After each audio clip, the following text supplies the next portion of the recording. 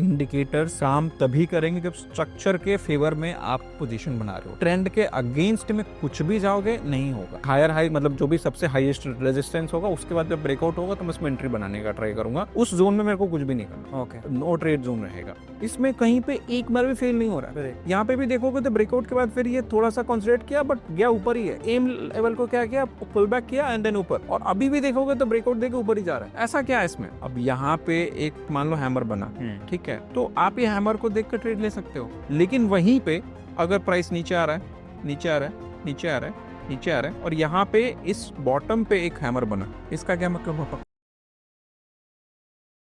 Kundan sir, हमने आपके साथ इतने सारे वीडियोस रिकॉर्ड करे, लेकिन हमने आपको आज तक ना इंडिकेटर्स यूज करते हुए देखा है, ना उसके बारे में बात करते हुए देखा है। तो क्या आप सिर्फ एकदम ही प्राइस एक्शन बेस्ड ट्रेडर है? हाँ, कह सकता हूँ। मैं इंडिकेटर सिर्फ एक दो इंडिकेटर्स यूज करता हूँ, मूविंग एवरेज, और वो भी एग्जिट मेरा ट्रेलिंग एसएल के लिए। अदरवाइज मैं प्रॉपर सिर्फ और सिर्फ प्राइस एक्शन रीड करता हूँ। मुझे ऐसा लगता है इंडिकेटर्स थोड़ा कॉन्ट्रडिक्टरी हो जाएगा बट काम नहीं करते। चॉपी मार्केट है तो उसमें तो एकदम ही काम नहीं करेंगे। जैसे कोई भी आप मूविंग एवरेज की स्ट्रैटेजी, क्रॉसओवर स्ट्रैटेजी ले लो, सुपर ट्रेंड की स्ट्रैटेजी ले लो, अगर मार्केट रेंज में है वो 50 बार आपको एंट्री देगा, 50 बार आपको एग्जिट देगा, ठीक है। तो फिर क्या फायदा वैसे सिस्टम का जहाँ पे आप फेलियर रेट इतना ज्यादा है। वहीं पे अगर आप प्राइस एक्शन रीड करते हो, सिंपल डाउ थ्योरी भी आपको आती है ना, तो आप इंडिकेटर से कई गुना बेहतर ट्रेडिंग कर सकते। इस वजह से इनिशियल जर्नी में सब इंडिकेटर्स यूज करते हैं क्योंकि वो यूज करना आसान होता है ना, कि सिंपल हो, आपको यहाँ क्रॉस ओवर हो गया तो एंट्री ले ली, सुपर ट्रेंड ने सिग्नल दे दिया तो एंट्री ले ली, तो ईजी है। तो इनिशियल डेज में मैंने भी स्टार्ट करा था but later on I realise कि नहीं, ये काम नहीं करता। एंड देन धीरे धीरे धीरे पिछले 6 सालों से मैं सिर्फ प्राइस एक्शन ही फॉलो करता हूँ और उसी को ही प्रैक्टिस करता हूँ। तो सर, अगर मैं कहूँ आपके ऐसे कौन से प्राइस एक्शन के 5 ऐसे रूल्स बता दीजिए जो आपके जर्नी में आप फॉलो करते ही आए एंड ये मतलब वो कोर बन गए हैं उसका प्राइस एक्शन का, ठीक हो? तो देखो, सबसे पहले मैं बता दूं ना कि लोगों को लगता है प्राइस एक्शन बहुत अलग ही कॉन्सेप्ट है या बहुत टफ होगा समझने में, तो बट ऐसा कुछ भी नहीं है। प्राइस एक्शन बहुत इजी कॉन्सेप्ट्स हैं, बहुत इजी। मतलब अगर आप इसको समझ जाते हो, आपको लगेगा अरे इतना इजी कैसे हो सकता है या इतना आसानी नहीं, ये तो फिर ये काम नहीं करेगा, इतना इजी तो काम नहीं करेगा। बट आपने मेरे साथ और भी पॉडकास्ट करें ऑप्शंस में, आपने देखा कि कैसे इजी सेटअप्स भी प्रॉफिटेबल बैकटेस्ट में भी दिखा, है ना। तो मैं सिंपल चीजें ही काम यूज करता हूँ, कोई फैंसी इंडिकेटर्स नहीं लगाता, कोई भी ऐसे कि नहीं भारी भारी शब्द नहीं है मेरे को आपने यूज करते हुए देखे होंगे, ठीक है। मैं सिंपल चीजें बात करता हूँ। मुझे लगता है कि मार्केट में 8 साढ़े 8 साल बिताने के बाद फाइनली इस पॉइंट पे आया हूँ कि सिंपल चीजें ही मार्केट में वर्क करती हैं। जितना सिंपल रख सकते हो रखो, कॉम्प्लिकेटेड करोगे ना कंफ्यूजन वो आपको कर देता है, राइट। तो आपने 5 प्राइस एक्शन रूल्स के बारे में पूछा मुझसे, तो वही हम डिस्कस करते हैं, क्या क्या सीखने को मिलेगा, मार्केट स्ट्रक्चर कैसे बेहतर है इंडिकेटर से, और ये सारी चीजें धीरे धीरे एक ही करके समझ। तो सबसे पहला आपके इंडिकेटर्स वाली ही बात है। तो market structure is more important than indicator, ठीक है। कोई भी इंडिकेटर आप लगा लो, आरएसआई जो ओवरबॉट ओवरसोल्ड दिखाता है, तो अगर कोई स्टॉक है जो 52 वीक हाई का ब्रेकआउट दे रहा है, ऑल टाइम हाई का ब्रेकआउट दे रहा है, आरएसआई को आप वीकली में, डेली में लगाओ, वीकली में लगाओ, मंथली, ओवरबॉट ही शो करेगा कि ओवरबॉट हो गया, ऑल टाइम हाई का ब्रेकआउट हो रहा है। तब ओवरबॉट उसके हिसाब से तो अपने को एंट्री नहीं लेना चाहिए, लेकिन प्राइस एक्शन के हिसाब से अपने को एंट्री लेना चाहिए क्योंकि स्ट्रक्चरल चेंज है। एक रेंज था, रेंज का ब्रेकआउट हो रहा है। इंडिकेटर्स को तो मैं पर्सनली फॉलो नहीं करता। जैसे आप प्राइस एक्शन और इंडिकेटर मिक्स करने का ट्राई करता हूँ ना एंट्री के टाइम पे स्पेशली, वो आपको कंफ्यूज करेगा ही करेगा। तो इस वजह से मैं इंडिकेटर्स को इतना ज्यादा इंपॉर्टेंस नहीं देता, मार्केट स्ट्रक्चर को इंपॉर्टेंस देता हूँ। और वो इसलिए क्योंकि मार्केट स्ट्रक्चर आपको एक ऐसा क्लियर पिक्चर दिखाता है। आप बहुत सिंपल चीजें भी फॉलो करोगे ना तो आपको सिस्टम में पैसा बनते हुए दिखेगा। जैसे एक एग्जांपल के लिए मैं अभी आपको दिखाऊं, मैं ज्यादा एग्जांपल से ही समझाने, जैसे एक ये सेटअप है, ये टाटा मोटर्स का डेली टाइम फ्रेम का चार्ट, ठीक है। यहाँ पे देखो आपका यहाँ ब्रेकआउट हुआ, ब्रेकआउट कैंडल है, राइट, बट इसमें क्या हो गया, लॉस, राइट। फिर सेकंड यहाँ पे देखो एक सपोर्ट था, सपोर्ट का ब्रेकडाउन, ब्रेकडाउन के बाद ये बुलिश हरामी पैटर्न बना, राइट। तो ये ट्रैप पैटर्न है, सेकआउट पैटर्न इसको हम बोलते हैं, ठीक है। तो यहाँ से हम स्टॉक को ऊपर जाना चाहिए था बट अगेन ही नीचे आ गया। मतलब ये भी आपकी बुलिश एंट्री थी, ये भी आपकी बुलिश एंट्री थी, ये जो है ये भी आपकी एक बुलिश एंट्री है। देखो यहाँ से डाउन ट्रेंड था, कंसोलिडेट हुआ, कंसोलिडेट से नीचे से काइंड ऑफ ट्रेंड लाइन जा रहा है धीरे धीरे, ठीक, और ये ब्रेकआउट दिया बट ये भी फेल हो गया। तो अभी तक ये, और ये सारे टाटा मोटर्स के ही चार्ट है। यहाँ पे भी अगर आप देखोगे तो देखो सपोर्ट था, यहाँ प्रॉपर सपोर्ट में हैमर बना, है ना, तो मार्केट ऊपर जाना चाहिए बट अगेन ये नीचे आ गया। तो हमने टाटा मोटर्स में देख लिया 4 एंट्री बनी हमारी और चारों के चारों फेल हो गई। यहाँ पे कुछ भी आप इंडिकेटर लगाते, कुछ भी करते, तो ऐसा नहीं है कि वो सिस्टम में आता बट वो फेल हो जाता। इसका क्या रीजन है, क्यों? क्योंकि इसका जो मार्केट स्ट्रक्चर है ना टाटा मोटर्स का, वो बेयरिश चल रहा है। अभी ये देखोगे तो टाटा मोटर्स का ये चार्ट है, ये अभी रिसेंट टाइम में ये काफी बेयरिश चल रहा है, राइट? तो बेयरिश स्ट्रक्चर है तो उसमें आप कुछ भी डालो, कोई भी मूविंग एवरेज का क्रॉसओवर हो, कोई भी आरएसआई आपको बाइंग सिग्नल दे, सुपर ट्रेंड सिग्नल दे, वो पैसा नहीं दे सकता। अभी मैंने आपको 4 फेलियर दिखाए, वो 4 फेलियर लोअर टाइम फ्रेम में थे, राइट? लेकिन वो फेलियर होने का जो मेन रीजन है वो स्ट्रक्चर, कि मार्केट अभी बेयरिश ट्रेंड में है। तो बेयरिश ट्रेंड में आप कुछ भी करोगे, ट्रेंड के अगेंस्ट में आप जाके पैसा बनाना चाहोगे ना, को नहीं बनेगा। वही मैं जो बताया कि market structure are more important than indicators, वो इसीलिए है कि अभी जैसे टाटा मोटर्स में आप अगर जो लोग भी आरएसआई या कोई भी इंडिकेटर यूज करते हैं उसके बेसिस पे कोई एंट्री बनाए, नहीं पैसा बनेगा। इसका ये मतलब नहीं कि इंडिकेटर्स वहां पे काम नहीं करे, इसका ये मेन है क्योंकि स्ट्रक्चर बेरिश है, उसमें कुछ भी लगाओगे वो पैसा नहीं देने वाला। जैसे स्ट्रक्चरल चेंज आएगा, जैसे वो बुलिश होगा ना, फिर सब काम करेगा, फिर लगेगा अरे इंडिकेटर तो काम कर रहा है, लेकिन वो इंडिकेटर नहीं काम कर रहा है, वो प्राइस एक्शन था कि उसमें स्ट्रक्चरल चेंज आया और स्ट्रक्चर चेंज होने के बाद जो बेरिश था वो बुलिश हो गया, इस वजह से ऊपर जा रहा है, इंडिकेटर की वजह से नहीं जा रहा। ठीक है, तो ये मेरा एक कोर रहता है कि मार्केट स्ट्रक्चर को समझना बहुत जरूरी है। मार्केट स्ट्रक्चर मेनली ना 3 तरह के हैं, अप ट्रेंड, साइडवेज और डाउन ट्रेंड। ठीक है, इसके लिए एक चार्ल्स डाउ थे, ठीक है, अभी तो इसमें तो उन्होंने एक थ्योरी दी, डाउ थ्योरी। ठीक है, तो डाउ थ्योरी के हिसाब से उन्होंने बताया कि जब भी हायर हाई हायर हाई बनता रहेगा तो उसको हम एक अप ट्रेंड में बोलेंगे कि एक बुलिश ट्रेंड है। कोई भी ऐसा सिनेरियो जहां पे ना ही हायर हाई बन रहा है ना ही लोअर लो बन रहा है, एक रेंज में, एक नया हाई भी नहीं बन रहा है, एक नया लो भी नहीं बन रहा है, उसको हम साइडवेज बोलेंगे। और कोई भी ऐसा सिचुएशन जहां पे मार्केट लोअर लो लोअर हाई लोअर लो लोअर हाई बना रहा है, उसको हम डाउन ट्रेंड बोलेंगे। तो एक 3 ट्रेंड के बेसिस पे उन्होंने हमें बताया। ये उतना कुछ नई बात नहीं, इसमें जो इंपॉर्टेंट होता है हमारे लिए वो होता है ब्रेकआउट ऑफ स्ट्रक्चर, जहां स्ट्रक्चरल चेंज होते हैं। वो पॉइंट अगर आपने समझना सीख लिया तो फिर आपके जो एंट्री है ना वो बहुत बेहतर हो जाए। जैसे टाटा मोटर्स था, उसमें क्या था, नीचे वाला सारे ही लॉसेस हो रहे हैं, तो हमें वो पॉइंट अगर ये समझ लेना कि ये पॉइंट है जहां से इस बेरिश ट्रेंड का स्ट्रक्चर चेंज होगा ना, तो उसके बाद से आप कोई भी बुलिश, क्योंकि बेरिश था, स्ट्रक्चर चेंज हो गया, बुलिश हो गया, अब उसके बाद आप कोई भी बुलिश पोजीशन बनाओगे तो काम करेगा, इवन यूजिंग योर इंडिकेटर्स, जो लोग कहते हैं, बट मैं नहीं करता, मैं स्ट्रक्चर को देखता हूँ। तो उसको समझने के लिए मैं आपको दिखाता हूँ, तो वो हम कैसे पता करते हैं। हायर हाई का मैं कॉन्सेप्ट बताऊं, एक हाई बना, फिर लो बना, फिर एक नया हाई बनेगा तो हम बोलेंगे हायर हाई बना, ठीक है, फिर हायर लो। ये हायर हाई आपका हो जाता है, मैं लिख नहीं पा रहा हूँ, आप समझ लो this is higher high, this is higher low, this is again higher high, this is higher low, right? अब मान लो एक और ऊपर गया, ठीक, एक और हायर हाई बना। अब ये जो रिसेंट हायर लो बना है ना, this is your BOS, breakout of structure. अगर इसके नीचे प्राइस आके क्लोज कर जाएगी तो हम ये कहेंगे कि ये जो अप ट्रेंड अभी दिखा हमने, ठीक है, उसका स्ट्रक्चरल चेंज हो जाएगा। रिसेंट हायर लो का ब्रेकडाउन के बाद जो बुलिश अप ट्रेंड था अब वो बेयरिश ट्रेंड हो जाएगा। तो स्ट्रक्चरल चेंज कहाँ होगा? इधर कहीं पे भी कुछ हुआ कोई मतलब नहीं, हमें कहाँ पे देखना, ये लेवल के नीचे जिस भी दिन क्लोजिंग हो जाएगी तो ये जो ट्रेंड है ऊपर जा रहा था वो इनवैलिड हो गया। अब उसमें आप कोई भी लॉन्ग पोजीशन बनाओगे पैसा नहीं बनेगा, चाहे दुनिया की कोई इंडिकेटर लगा के अब उसमें आप कौन सी पोजीशन काम करेगी, शॉर्ट पोजीशन, ठीक है। तो ब्रेकआउट ऑफ स्ट्रक्चर जो है वो समझ, तो अप ट्रेंड में क्या होता है, रिसेंट हायर लो जो होता है ना उसके नीचे की क्लोजिंग वो स्ट्रक्चरल को चेंज करता है। सेम बेयरिश ट्रेंड में जैसे यहाँ डाउन ट्रेंड है, लोअर लो लोअर हाई लोअर लो लोअर हाई, राइट, फिर लोअर लो। तो अभी जो ये लोअर हाई बना है ना, दिस इज इंपॉर्टेंट। तो ये जो लेवल है ना, ये आपका स्ट्रक्चरल चेंज लाएगा। मान लो मार्केट ऐसे ऊपर गया, ठीक, तो आप इधर कहीं पे भी बुलिश पोजीशन बनाओगे ना, ऐसा नहीं बनेगा, आपको वेट करना पड़ेगा जब ये लेवल का ब्रेकआउट। जैसे ये लोअर हाई टूटा, आपका जो डाउन ट्रेंड था वो इनवैलिड हो गया, अब आगे से वो डाउन ट्रेंड नहीं रहेगा, वहां से स्ट्रक्चरल चेंज हो रहा है, उसके बाद अब बुलिश पोजीशन बनाइए, आपका पैसा बनने के चांसेस बहुत है। तो ये मेरा पहला कोर है जो मैं मार्केट स्ट्रक्चर को फॉलो करता हूँ। इंडिकेटर्स काम तभी करेंगे जब स्ट्रक्चर के फेवर में आप पोजीशन बना रहे हो, ट्रेंड के अगेंस्ट में कुछ भी जाओगे नहीं होगा, ठीक है। आपने पूछा ना रूल, फर्स्ट रूल क्या है, मार्केट स्ट्रक्चर। सेकंड बात आ जाती है importance of multi time frame analysis. Multi time frame analysis up to down approach बोलता हूँ बहुत सारे लोगों को। अगर आपको कोई पोजीशन बनानी है डेली टाइम फ्रेम में, आपको दिखा कि इतना चार्ट दिख रहा है, लेट्स से 6 महीने का डेटा आपको दिख रहा है कि मस्त ब्रेकआउट हो रहा है यहाँ पे, कप एंड हैंडल या कोई भी पैटर्न, वीसीपी बोलो, असिमेट्रिकल, कुछ भी, कोई भी पैटर्न का ब्रेकआउट हो रहा है, 6 महीने का चार्ट आपके सामने दिख रहा है, आपने उस बेसिस पे एंट्री ली, ठीक है। लेकिन जब उसको जूम आउट किया, थोड़ा हायर टाइम फ्रेम देखे, तो स्टॉक यहाँ से नीचे गिर के यहाँ पे ब्रेकआउट दिया, क्या ओवरऑल स्ट्रक्चर बेयरिश है।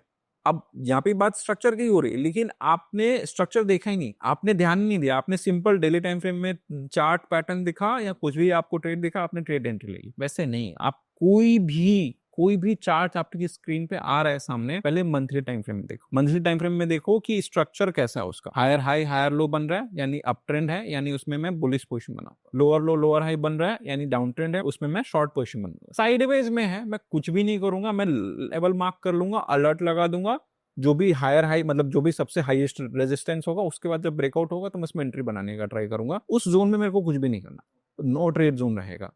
तो जैसे ही आपको स्ट्रक्चर का पता चला, आपको क्लैरिटी रहेगी कि मुझे किस साइड में पोजीशन लेनी, ठीक है। और वो स्ट्रक्चर आपको तभी पता चलेगा जब हायर टाइम फ्रेम से धीरे धीरे नीचे आओगे। हायर टाइम फ्रेम में आपको स्ट्रक्चर पता चल गया, मंथली टाइम फ्रेम में, ठीक है। आप फिर वीकली टाइम फ्रेम में आए, तो वीकली टाइम फ्रेम में क्या किया, इंपॉर्टेंट सपोर्ट रेजिस्टेंस आपने ड्रॉ कर लिया। मेन जो हमारा व्यू फॉर्मेशन है वो बड़े टाइम फ्रेम से हो, करेक्ट। एंड उसके बाद हम लोअर टाइम फ्रेम में आके हाँ, हमारा एंट्री बना सकता है। हाँ, उसकी भी अपनी किस साइड में एंट्री लेनी है। तो ये जो एग्जांपल अपने स्ट्रक्चर वाला था वो यहाँ पे भी हम देख सकते हैं कि हमें लोअर टाइम फ्रेम में दिख रहा है ब्रेकआउट, फेल हो गया, ठीक है। बट हमें तो चार्ट सिर्फ इतना दिख रहा है ना, अगर आपकी स्क्रीन पे सिर्फ इतना चार्ट आता और आप यहाँ पे होते तो एंट्री लेते, बिल्कुल राइट। कि यार मस्त यहाँ पे यहाँ सपोर्ट था, उसका ब्रेकडाउन हुआ, ब्रेकडाउन सब रेजिस्टेंस बना, रेजिस्टेंस का ब्रेकआउट दे दिया है, ठीक है, तो आप एंट्री लेते, लेकिन ट्रैप हो जाते हैं। सेम यहाँ पे भी देखोगे तो ये हमें ऐसा दिखा कि डाउन ट्रेंड के बाद यहाँ पे एक सेकआउट पैटर्न बना था, it's a strong pattern, but फिर यहाँ पे भी फेल हो गया। सेम जो अभी हमने बात करी थी, यहाँ पे भी सेम चीज की ब्रेकआउट हुआ था बट फेल हो गया। तो ये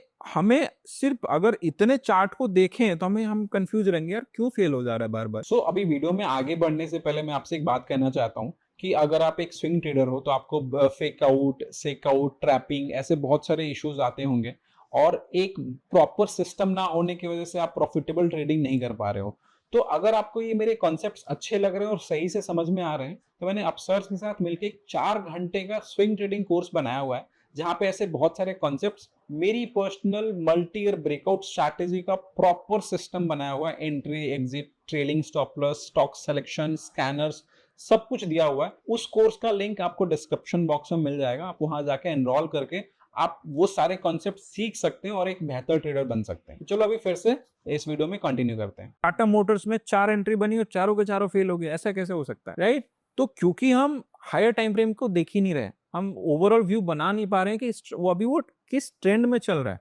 तो वो आपको पता चलेगा हायर टाइम फ्रेम में, जो कि आप यहाँ पे देख के समझ में आ रहा है कि नहीं, अभी यहाँ से टॉप से 1100 रुपए से वो 600 पे आ गया, ऑलमोस्ट 50% डाउन आ चुका। सबसे पहला हायर टाइम फ्रेम से स्टार्ट करिए, ट्रेंड पता करो किस ट्रेंड में, वीकली में सपोर्ट रेजिस्टेंस मार्क करिए और डेली में आप अपनी पोजीशंस बनाइए। ये हो गया सेकंड रोल हमारा, ठीक है। मार्केट स्ट्रक्चर इंपॉर्टेंट है, लेकिन उससे ज्यादा इंपॉर्टेंट है टाइम फ्रेम, तभी हमें मार्केट स्ट्रक्चर का पता चलेगा, ठीक। अब जो अभी हमने देखा ना थोड़ी देर पहले, एक और स्टॉक देखते हैं, लोअर टाइम फ्रेम का यही है, लेकिन आप इसमें देखोगे ध्यान से ना, तो इसमें जितनी भी एंट्री बनी है ना बुल साइड में, सब पैसा बनाई है। यहाँ पे ब्रेकआउट हुआ, ऊपर ही है, यहाँ ब्रेकआउट का पुल बैक आया, ये वाला पैसा बना, राइट। यहाँ पे पुल बैक का एंट्री बना, पैसा बना, यहाँ पे ब्रेकआउट, पैसा, फिर पुल बैक, फिर वापस से जोन से पैसा, फिर यहाँ ब्रेकआउट ऊपर, फिर पुल बैक, यहाँ भी पैसा, यहाँ भी ऊपर, फिर ब्रेकआउट हुआ, उसका भी पैसा बना, ठीक है। फिर यहाँ भी ब्रेकआउट है, फिर पैसा दिया, इसने भी ब्रेकआउट दिया, पुल बैक लेके वापस से पैसा दिया, राइट। अब देख रहे हो ना, मतलब इसमें कहीं पे एक बार भी फेल नहीं हो रहा है। यहाँ पे भी देखोगे तो ब्रेकआउट के बाद फिर ये थोड़ा सा कंसंट्रेट किया, बट गया ऊपर ही है, एम लेवल को क्या किया, पुल बैक किया एंड देन ऊपर, और अभी भी देखोगे तो ब्रेकआउट देके ऊपर ही जा रहा है। ऐसा क्या है इसमें, ऐसा क्या है कि एक स्टॉक था जहां पे ऑलमोस्ट 4-5 लगातार बुलिश पोजीशंस में हमें लॉस हुआ, बट जबकि इसमें कोई नहीं हो रहा, क्योंकि इसका जो स्ट्रक्चर है हायर टाइम फ्रेम में, ये पहले 2023 तक क्या था, रेंज में था। ये बहुत छोटा में दिख रहा है, लेकिन 21 से 23 तक 2-2.5 साल ना एक रेंज में ट्रेड, कोई हाई बना ही नहीं था। जैसे वो रेंज से बाहर निकला, मल्टी ईयर ब्रेकआउट वाले पॉडकास्ट में हमने बात करी थी कि अगर एक रेंज है, टाइट रेंज है, वो ब्रेकआउट देता है तो फटता है। वो एग्जांपल हम यहाँ पे भी देख पा रहे हैं। उसके बाद देखो 2120 ऑलमोस्ट 22,000, 10-11 बनाओ। हाँ, ये है पावर आपके वाइट रेंज ट्रेड करने का। इसी वजह से मैं रेंज को ट्रेड कर, ठीक है, कि रेंज वो 5 साल 2 साल से रेंज में, यानी इन्वेस्टर का पैसा नहीं बना है, वो रेंज निकलेगा तो पूरा 2 साल 3 साल का कवर करते हैं लोग, ठीक है। तो यहाँ पे देखो प्रॉपर ये अप ट्रेंड में है, इस वजह से आपको कोई प्रॉब्लम नहीं हुई। आपके सारे ही बुलिश पोजीशंस क्या होते गए, पैसा भी बहुत लोग बोलेंगे चार्ट पे देखना बड़ा आसान होता है, अरे ठीक है, मुश्किल भी है तो आप एक सिंपल फिल्टर तो लगा सकते हो ना खुद के लिए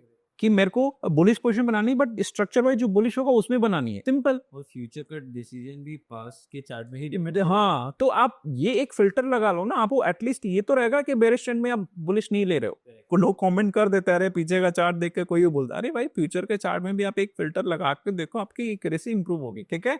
तो ये हमने 2 एग्जांपल्स यहाँ पे देख लिए, ओके। थर्ड रूल है candlestick context matters more than the pattern. इससे क्या मतलब? अब देखो, हाँ, कॉन्टेक्स्ट मतलब समझो, आपने नाम सुना होगा हैमर, बुलिश एंगल्फिंग, बुलिश हरामी, मॉर्निंग स्टार या इवनिंग स्टार या इन्वर्टेड हैमर, जो भी पैटर्न्स है। लेट्स से ये ग्रीन कैंडल है, ये भी ग्रीन कैंडल है, ये भी ग्रीन कैंडल है। अब यहाँ पे एक मान लो हैमर बना, ठीक है, तो आप ये हैमर को देख कर ट्रेड ले सकते हो, कोई मतलब नहीं है इसका। क्यों? क्योंकि वो सिंपल एक हैमर है, भले प्राइस थोड़ा नीचे है फिर ऊपर, लेकिन उसका कुछ मतलब नहीं निकल पा रहा है, वो आइसोलेशन में है, अकेले है बेचारा। लेकिन वहीं पे अगर प्राइस नीचे आ रहा है, नीचे आ रहा है, नीचे आ रहा है, नीचे आ रहा है, और यहाँ पे इस बॉटम पे एक हैमर बना, इसका क्या मतलब होगा? यहाँ से रिवर्सल। तो कॉन्टेक्स्ट, अब ये हो गया कॉन्टेक्स्ट। आपने पूछा ना कॉन्टेक्स्ट क्या है, तो कॉन्टेक्स्ट ये है कि आपको कैंडलस्टिक पैटर्न को ट्रेड नहीं करना है, आपको कॉन्टेक्स्ट को ट्रेड करना है। और कॉन्टेक्स्ट मतलब मैंने यहाँ पे एक सिंपल आपको एग्जांपल दिया। अब यहाँ पे सिर्फ ऐसा नहीं हैमर होगा तो मैं ट्रेड कर लूंगा, नहीं, यहाँ पे मेरे को होना चाहिए हायर टाइम फ्रेम एक सपोर्ट। समझो सपोर्ट है, राइट, ऊपर गया, फिर सपोर्ट, तो सपोर्ट का क्या क्राइटेरिया होता है, उसका क्या होता है कि बाउंस बैक करेगा, उस कैरेक्टर है कि सपोर्ट मतलब बाउंस बैक होना। सपोर्ट पे हैमर बना है यानी कि वो बाउंस बैक करने के लिए ही बना है, तो वहां पे अगर आप ट्रेड करोगे तो आपकी एक्यूरेसी ज्यादा आएगी। सिंपल कहीं पे भी हैमर ट्रेड करोगे, जैसे फॉर एग्जाम्पल एक लेवल है जहां 1000 रुपए पे बार बार ऐसे 2-3 बार ऐसे गया था ऊपर, फिर ऐसे आया था, फिर यहाँ पे आके अब यहाँ पे हैमर बना है, ठीक है, यहाँ पे एक हैमर बना है, यहाँ से ऊपर जाने के इसके चांसेस ज्यादा रहेंगे क्योंकि ऑलरेडी एक बार ये बाउंस कर चुका है, राइट। लेकिन यहाँ बीच में जैसे मान लो यहाँ पे कहीं हैमर बनता, यहाँ पे हैमर, सपोर्ट नीचे है, मान लो 1000 पे, आपके 1100 पे हैमर बन रहा है, उतना कन्विक्शन नहीं आएगा, उतनी आप बड़ी क्वांटिटी में नहीं ट्रेड करोगे। यहाँ पे भी हो सकता है बट कन्विक्शन हाँ, कन्विक्शन नहीं आएगा, बड़ी क्वांटिटी में नहीं ट्रेड कर पाओगे, उतनी एक्यूरेसी आपको नहीं मिलेगी जितनी सपोर्ट पे ट्रेड करने से मिलेगी, देखो, है ना। तो ये कॉन्टेक्स्ट होता है कि आप कैंडलस्टिक पैटर्न्स काम करते हैं, इट्स इंपॉर्टेंट कि कहाँ पे उनको देख के ट्रेड कर रहे हो, प्लस जो जहां बना है वो कैंडलस्टिक पैटर्न, उससे पहले का स्ट्रक्चर क्या है। अगर बहुत धीरे धीरे धीरे कंसोलिडेशन होके हैमर बना है ना, उतना काम नहीं करेगा। ऑल ऑफ सडन एक हैवी सेलिंग हुई है, उसके बाद अगर कोई बुलिश इंगल्फिंग है फिर वो ज्यादा काम करेगा। प्लस रिवर्सल कैंडलस्टिक पैटर्न्स की हम बात कर रहे हैं ना, तो मोर देन 100 पैटर्न्स हैं, सारे काम नहीं करते हैं, हार्डली 10-12 ऐसे अच्छे अच्छे हैं जिनको अगर आप देखते हो तो वो अच्छा काम करते हैं। बुलिश किकर पैटर्न हो गया, बुलिश एंगल्फिंग हो गया, मॉर्निंग स्टार हो गया, ट्रैप ट्रेडिंग हो गई, ये पैटर्न्स थोड़े अच्छे काम करते हैं, ठीक है। ट्विजर बॉटम और अभी एक दो नाम नहीं याद आ रहा है, बट वो उतना अच्छा काम नहीं करता, ठीक है। तो कॉन्टेक्स्ट समझिए, कैंडलस्टिक को आइसोलेशन में मत ट्रेड करिए, एक प्रॉपर थोड़े मल्टीपल कंफर्मेशन के साथ ट्रेड करिए, तो वहां पे ज्यादा काम करेगा। यहाँ यहीं पे मान लो एक नीचे से एक लेट्स से ईएमए जा रहा होता 50 EMA या 100 EMA, तो एक EMA का भी आपको एक सपोर्ट मिल गया, तो थोड़ा कॉन्फिडेंस बनाइए 3-4 चीजों का, फिर कैंडलस्टिक भी काम करेंगे। ये मेरा है सर थर्ड रूल। तो यहाँ तक क्लियर है सब भाई आपको? यस। ठीक है, अब आ जाते हैं रूल नंबर 4। अब यहाँ से थोड़ा इंटरेस्टिंग हो जाएगा, ठीक है। अब यहाँ पे ना एक मैं बात बोलूंगा और फिर आप बहुत लोग इससे डिसएग्री भी करेंगे, बट अपने इस पे एक्सप्लेन करेंगे। जो बेसिकली स्मार्ट मनी के एंट्री होते हैं ना, वो रेजिस्टेंस के ऊपर और सपोर्ट के नीचे प्लेस हो। जनरली आप क्या करते हो, रेजिस्टेंस के ऊपर ब्रेकआउट ट्रेड करते हो, राइट, वहां से आप मोमेंटम एक्सपेक्ट करते हो। लेकिन जहां पे ब्रेकआउट हो रहा है ना, वहीं से उनकी सेलिंग होती है, वहीं पे उनकी इक्विटी होती है, वो अपनी पोजीशंस को एग्जिट कर रहे होते हैं, नई पोजीशंस बना रहे होते हैं। अगर रेजिस्टेंस के ऊपर है तो पोजीशंस को एग्जिट कर रहे हैं, सपोर्ट के नीचे है तो नई पोजीशंस बना रहे हैं, तो वहां से फिर होती है ट्रैपिंग। स्मार्ट मनी कॉन्सेप्ट में अगर आप जाओगे तो इसको बोलते हैं इक्विटीज फी, ठीक है। और नॉर्मल अगर क्लासिकल प्राइस एक्शन पैटर्न्स को समझोगे तो उसको बोलते हैं एसएल हंटिंग बोल देते हैं, या ट्रैपिंग, शेकआउट पैटर्न बोलते हैं कि शेकआउट हुआ, राइट। जो वीक हैंड्स थे, जो वीक रिटेलर्स थे, वो अपना उनका स्टॉप लॉस हिट हुआ, एग्जिट हो गया, फिर स्मार्ट मनी उसको वहां से राइड की। तो यहाँ पे एक पॉइंट है, equity always pulls above highs and below lows, मतलब सिंपल सपोर्ट एंड रेजिस्टेंस के ऊपर इक्विटी रहता है। रिटेल का जहाँ स्टॉप लॉस होगा वहां पे स्मार्ट मनी की एंट्री होगी।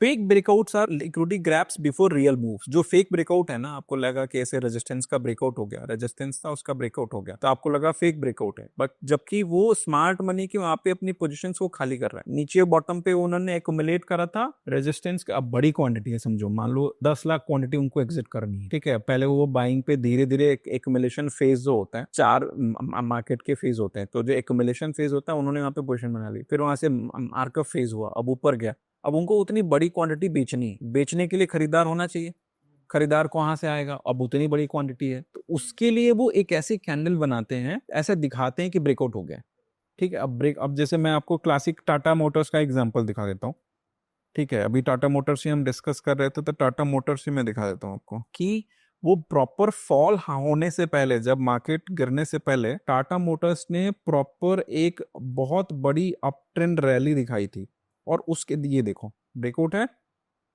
है ना, ऐसा लगेगा कि टाटा मोटर्स काफी टाइम से क्या था, रेंज में था, है ना ये, एक फ्रेश ब्रेकआउट आया। और एक फ्रेश ब्रेकआउट आया, लोगों ने एंट्री बनाई होती, है ना, लोगों ने बनाई होगी, लेकिन यही टॉप है। तो ये क्या किया इन्होंने, ट्रैप करा। अब जिन्होंने इधर पोजीशंस बनाई है इस जोन में, ये आपका एक्युमुलेशन फेज था, तो इंस्टीट्यूशंस ने यहाँ पे ही अपनी पोजीशंस बना रखी है, ठीक है। तो अब बड़ी क्वांटिटी उनको एग्जिट करनी है, तो खरीदार चाहिए ना, खरीदार कहाँ से आएगा, वो ऐसी सिचुएशन बनाते हैं कि रिटेल पार्टिसिपेट करे और वो अपना यहाँ पे एग्जिट ऑर्डर एग्जीक्यूट करते हैं, मतलब प्रॉफिट बुकिंग स्टार्ट करते हैं, और वो सप्लाई की वजह से आपको प्राइस यहाँ पे देखते। ये जो ट्रैपिंग हो रही है ना, ये ट्रैपिंग आपको समझनी पड़ेगी, तभी आप पैसा बना पाओगे मार्केट से, ठीक है।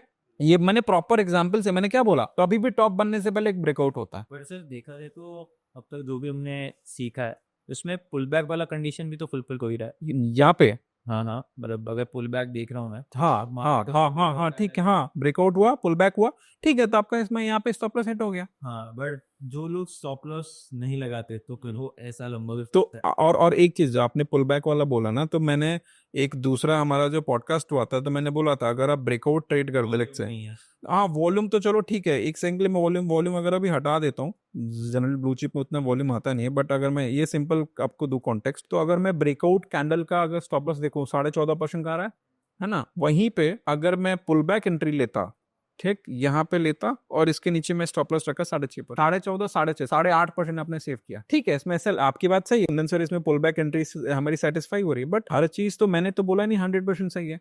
आप बेहतर करने की कोशिश कर रहे हो, अपने एग्जिस्टिंग सेटअप को ऑप्टिमाइज कर रहे हो using certain rules, certain filters, right.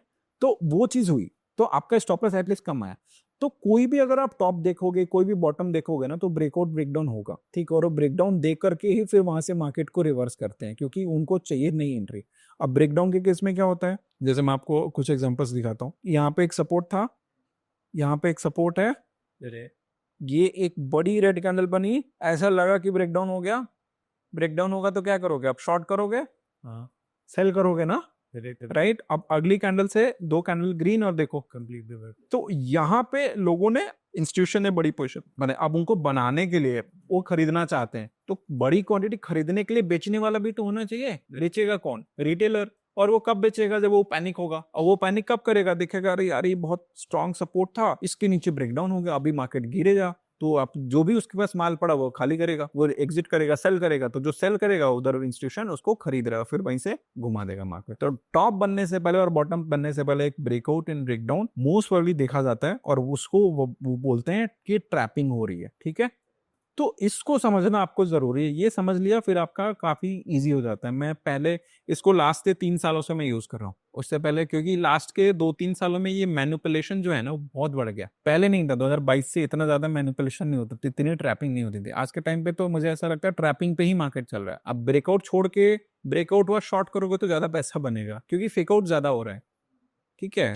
अब मतलब ये ऐसे भी बोल सकते हैं कि जिनका ब्रेकआउट से पैसा नहीं बन रहा है, तो वो हर ब्रेकआउट पे शॉर्ट करना शुरू कर दो, ब्रेकआउट पे लॉस हो रहा था, शॉर्ट पे पैसा बनने लगेगा, राइट, तो वो भी कर सकते हो। Smart trader wait for the equity sweep before entry, तो आप थोड़ा वेट करिए, ब्रेकआउट हुआ जैसे मैंने पिछले वीडियो में बताया था कि पुल बैक का वेट कर ली, यहाँ हालांकि आपका ऑब्जर्वेशन सही था कि वहाँ पुल बैक पे भी लॉस हुआ, बट कोई बात नहीं, छोटा लॉस हुआ कंपेरेटिवली, राइट। तो ये हमारा सोर्स पॉइंट है कि इक्विटी से बचिए। आपको ये कैसे पता चलेगा, थोड़ा वेट करना पड़ेगा। जैसे कुछ एग्जांपल्स मैं आपको दिखाता हूँ, यहाँ पे देखो ब्रेकआउट हुआ, 2 कैंडल में नीचे घूम गया, फिर यहाँ पे भी देखोगे तो एक प्रॉपर कप एंड हैंडल का ब्रेकआउट है, ये देखो, ये आपका कप है, ये आपका हैंडल है, उसका ब्रेकआउट अच्छा ब्रेकआउट है ना, कोई उसमें प्रॉब्लम नहीं, कैंडल की बॉडी सैड हो, बट अगली कैंडल्स वापस से रेजिस्टेंस के अंदर गिर गया मार्केट। तो जो इक्विटी ट्रैप का जो वो है ना, स्वीप का जो कॉन्सेप्ट, उसमें आप देखोगे कि ब्रेकआउट या ब्रेकडाउन के बाद विद इन 3 कैंडल्स वो अपनी जोन में वापस रहता है। जैसे रेजिस्टेंस है, रेजिस्टेंस का ब्रेकआउट हुआ, 3 कैंडल के अंदर अंदर वो रेजिस्टेंस के नीचे रहेगा। अगर वो 3 से 4 कैंडल के अंदर रेजिस्टेंस के नीचे है, यानी वो ट्रैपिंग हो चुकी है, वहां से प्राइस घूमेगा, आप उसको ब्रेकआउट ना ट्रेड करके आप उसको ट्रैप ट्रेडिंग ट्रेड करो,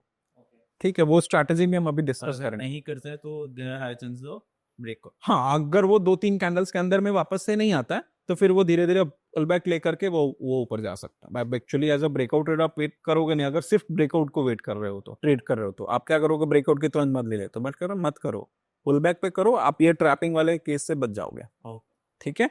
यहाँ पे भी देखोगे प्रॉपर सपोर्ट था, बार बार बाउंस कर रहा है, एक रेड कैंडल बनी और वहीं से देखो और दो कैंडल में वापस अंदर था, है ना। तो ये जो कॉन्सेप्ट है, ऐसे मैं पचासों आपको एग्जांपल्स दिखा सकता हूँ। यहाँ पे भी देखो एक रेजिस्टेंस था, ब्रेकआउट हुआ, वापस सपोर्ट, फिर यहाँ थोड़ा सपोर्ट, फिर ब्रेकडाउन के बाद 3 कैंडल के अंदर, और उसके बाद तो ये नई एंट्रीज बनाने के लिए उनको रिटेल को बिकवाना पड़ेगा, तभी वो खरीदारी वो करेंगे, राइट।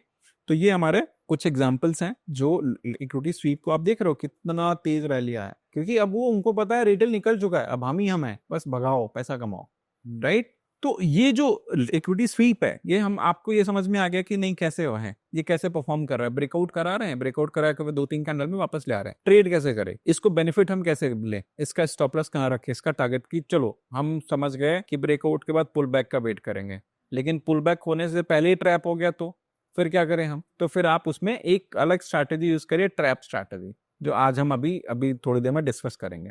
तो पुल बैक हुआ तो आप पुल बैक ट्रेड कर लो, पुल बैक नहीं हुआ, ट्रैप अगर हो रहा है, मार्केट ट्रैप कर रहा है, तो आप उसको as a trap strategy, checkout strategy आप ट्रेड कर लीजिए।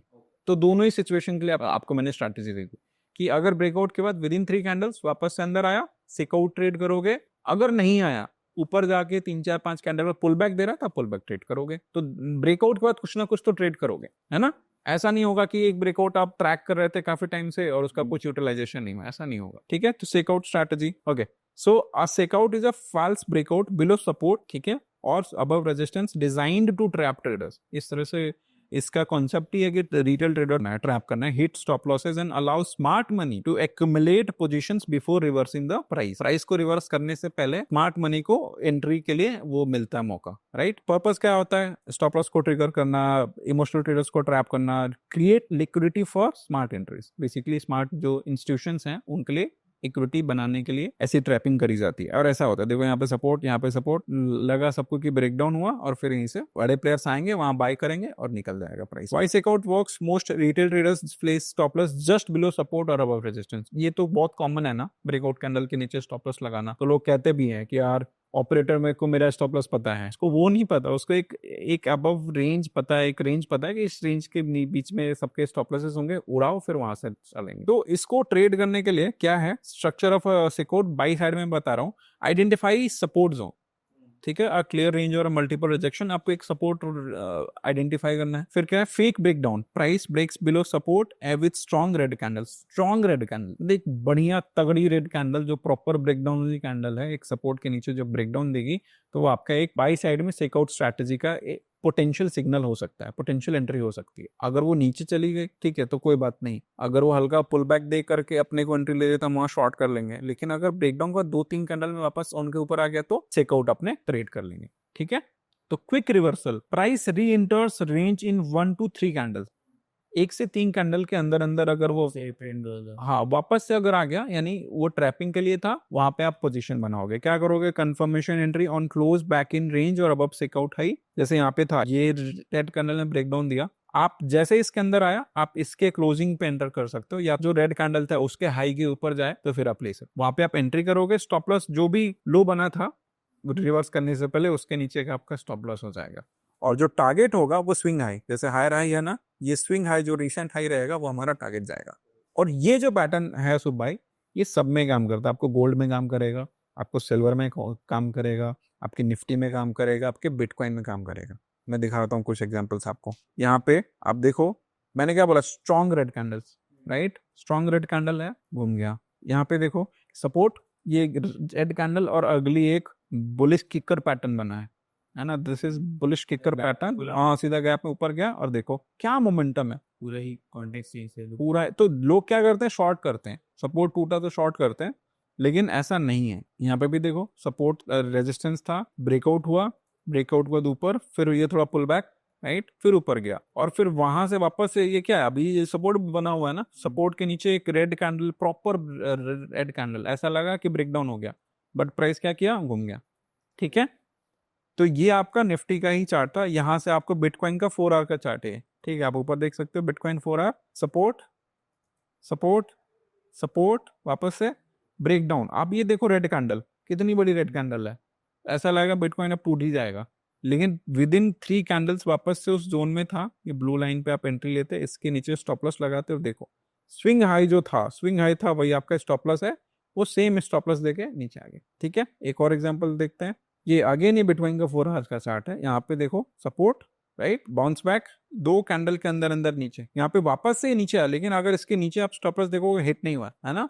एंड देन ये जो आपका हाई था उसको आपने इसमें टारगेट दे दिया। 1:2, 1:3 आपको हमेशा इसमें मिल जाएगा। आप देखो जितने भी मैंने देखे हैं ना, इसमें मैंने लगा भी रखे हैं आर वाले, तो यहाँ पे तो 1:3 का है, इसमें 1:2 का है, इसमें 1:2.5 के आसपास है। ठीक है, अब देखो यहाँ पे सपोर्ट सपोर्ट ब्रेक डाउन, इस पे हम एंट्री लेंगे क्या?